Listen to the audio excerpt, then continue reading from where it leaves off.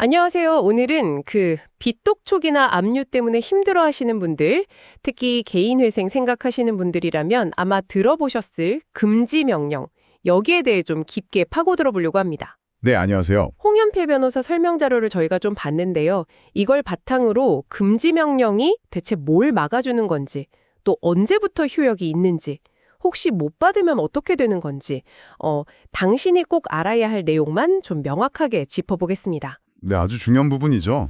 자, 그럼 바로 시작해 볼까요? 네, 우선 제일 궁금한 게요. 개인회생 신청할 때 사실 가장 무서운 게 갑자기 월급 통장에 압류 딱지 붙는 거 아닐까요? 그렇죠. 그게 제일 현실적인 공포죠. 이 자료에서도 홍현필 변호사가 그걸 막는 가장 확실한 방법으로 금지 명령을 딱 꼽았더라고요. 이게 정확히 어떤 걸 금지하는 건가요? 네, 이름 그대로인데요. 크게 두 가지를 딱 금지시켜줍니다. 첫 번째는 채권자가 전화나 문자, 찾아오거나 하는 모든 종류의 비독촉 행위 자체를 못하게 막아요. 아, 독촉부터 막는군요. 네. 그리고 두 번째가 더 중요한데 바로 강제 집행, 그러니까 흔히 말하는 가압류나 압류 자체를 금지시키는 겁니다. 월급이든 아니면 집에 있는 물건들이든요. 오, 그럼 일단 압류 걱정을 한시름 놓을 수 있겠네요. 그렇죠. 그런데 여기서 진짜 중요한 게 있어요. 이게 법원에서 금지명령 결정했다고 바로 효력이 생기는 게 아니고요. 그 결정문이 채권자한테 송달이 돼야 해요. 공식적으로 채권자가 알아야만 법적 구속력이 딱 생기는 거죠. 아, 송달 전까지는 그럼 여전히 위험할 수도 있겠네요. 네, 맞아요. 그 사이에 압류가 들어올 가능성도 배제할 수는 없는 거죠. 그렇군요. 그 송달 시작이 중요하네요. 그런데 이 금지 명령, 이게 모두에게 다 나오는 건 아니라고 또 지적을 했어요. 어떤 경우에 당신이 이걸 못 받을 수도 있는 건가요? 네, 몇 가지 경우가 있는데요. 예를 들면 개인회생을 너무 여러 번 신청했다가 포기했다거나 이런 이력이 있으면 좀 불리하고요. 아, 반복 신청. 네. 그리고 또 최근 1년 안에 빌린 돈이 전체 빚에서 너무 큰 비중을 차지할 때, 특히 그 돈을 도박이나 아니면 사치쿰 사는 데 썼다거나 혹은 주식, 코인 이런 고위험 투자로 날린 경우, 이런 경우에는 법원에서 좀 안 좋게 봐서 기각하는 사례가 꽤 있습니다. 도덕적 해이라고 볼 수도 있겠군요. 그런 측면도 고려하는 거죠. 그럼 만약에 당신의 금지 명령 신청이 기각됐어요.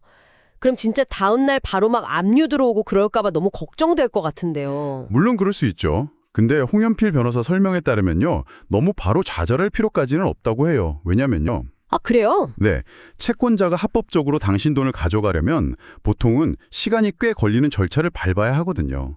일단 가압류라고 해서 재산을 임시로 묶어두고 그 다음에 소송을 해야 해요. 지급명령 신청 같은 걸 해서 판결을 받고 판결까지 받고. 그렇죠. 그 판결을 받아야 비로소 본압류라고 해서 실제로 돈을 가져갈 수 있는 거거든요.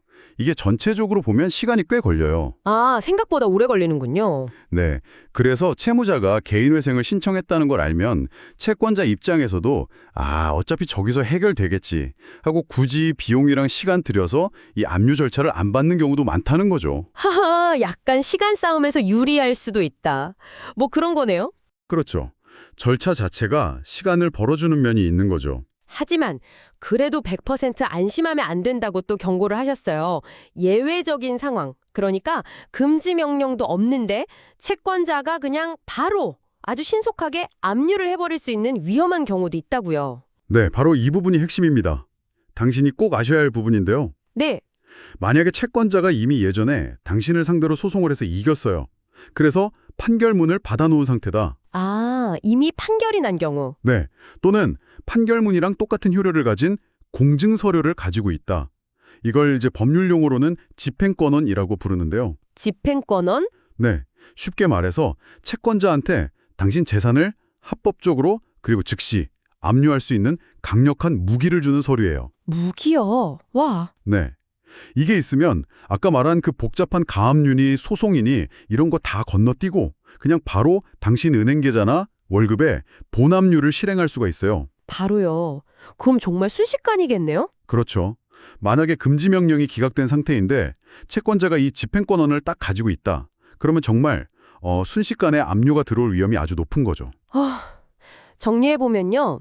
개인회생의 금지 명령. 이게 분명 강력한 보호막은 맞는데 당신의 과거 행동이나 빈 내용에 따라서 못 받을 수도 있고 또 받아도 채권자한테 송달이 되어야만 진짜 효력이 생기고 그리고 가장 위험한 건 채권자가 이미 집행권원이라는 걸 가지고 있을 때 이때 금지 명령이 기각되면 정말 바로 압류당할 위험이 크다.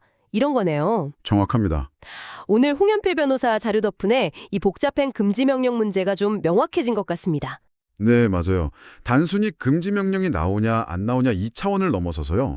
당신의 구체적인 상황, 특히 채권자가 어떤 법적인 카드, 그러니까 그 집행 권한을 들고 있는지 없는지를 파악하는 게 정말 중요합니다. 네, 그게 핵심이군요. 여기서 한 걸음 더 나아가서 이런 것도 생각해 볼 수 있어요. 만약 당신한테 빚 준 사람이 여러 명인데 어떤 사람은 집행권한이 있고 어떤 사람은 없다.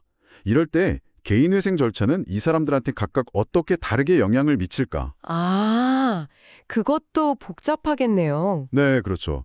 이 다양한 시나리오에 따른 영향 같은 건 다음번에 기회가 되면 더 깊게 이야기 나눠봐도 재미있을 것 같습니다.